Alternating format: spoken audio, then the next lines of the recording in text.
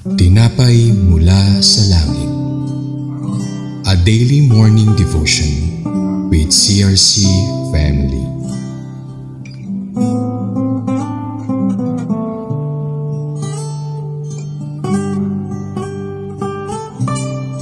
Mapagpalang umaga sa bawat isa. Ako po si Brother Daryl Trajano ng Queens Road Daughter Church, Bacoor, Cavite. Samahan niyo po ako sa ating programang Tinapay Mula sa Langit, ang pang-araw-araw nating devotion sa salita ng Diyos. Ngayong umaga ay matutunghayan natin ang Numbers chapter 20 verse 9 to 11. At ang title po ay Moses' Contention with Israel and with the Lord. Bago tayo magpatuloy, ay dumako tayo sa panalangin. Our Father in Heaven, we thank you po sa pagkakataon na ito na ibinigay niyo po upang makapag-aral kami ng inyong salita. Gabayan niyo po kami at nawa ay mapagpala ang bawat isa at maging kalakasan ng aming buhay espiritual. Ito po ang aming dalangin sa pangalan ni Jesus. Amen. Basahin po natin ang Numbers chapter 20, 9 to 11.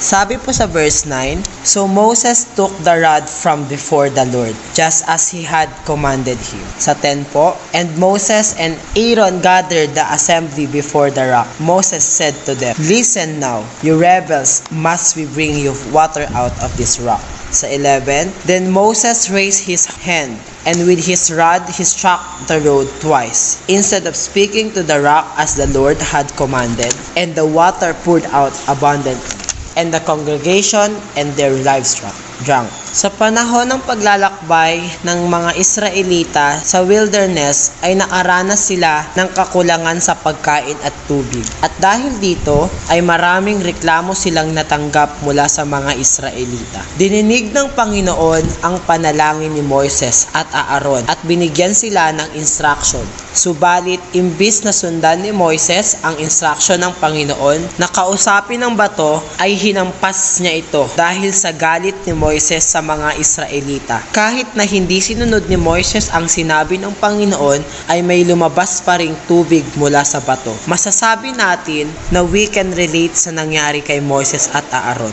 Sa mga panahon na may mga problema, pressures, or intimidation, ay yun ang panahon na lumalapit tayo sa Panginoon. Gaya ni Moises at Aaron na dahil sa mga sumbat at reklamo ng mga Israelitas, ay sa Panginoon sila kumapit. Ngunit inuna ni Moises ang emosyon o galit at hindi niya sinunod ang sinabi ng Panginoon na nagsalita sa bato. Sa galit niya ay hinampas niya ang mga bato. Masasabi nating ang sekreto ng mga taong masunurin sa Diyos ay inuunawang mabuti ang inuutos ng Diyos. Dapat ay hindi tayo nagpapadala sa ating emosyon at kung ano ang sasabihin niya sa mga tao. At kung ano ang sasabihin sa atin ng Panginoon, ay doon lamang tayo magpo-focus para maiwasan ng pagtatalo-talo o magsasalita sa hindi magandang pangyayari. Humingi tayo ng karunungan para mas maipaliwanag o mas mapaliwanagan sila. Ang plano ng Diyos ay iba sa ating plano. At makakatiyak tayo na lahat ng plano ng Diyos ay para sa ating ikabubuti. Tayo po ay dumako na sa closing prayer. Samahan niyo po ako sa aking panalangin. Salamat po Lord sa aming natutunan sa umagang ito.